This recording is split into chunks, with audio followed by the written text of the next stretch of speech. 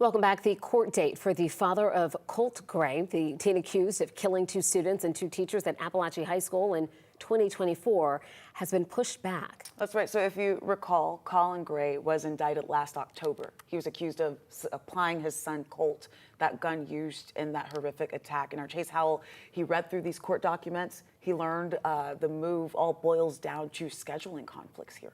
In September, it'll mark 1 year that the small town of Winder, Georgia, endured the unthinkable after police say Colt Gray, who was 14 at the time, shot and killed two of his classmates, along with two teachers. His father, Colin Gray, still awaiting trial with no new court date in sight after a Barrow County judge approved the defense's request for a continuance. I just think that it just sends the wrong message to the students and the parents and grandparents and people that lost someone. According to court records filed on Monday, the defense asked for the continuance because of the conflicting trials in Fulton County during Colin's original jury trial set for September 8th. The biggest thing that underlies the court system, or the biggest hurdle the court system faces, is logistics.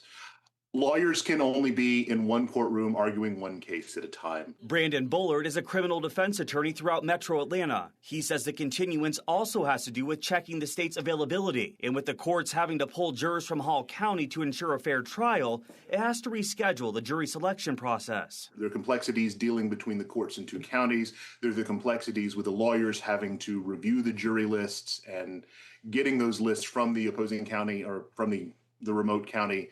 And then there are all of the complexities of the lives of the jurors who might get called into this case: work, family, vacation, medical.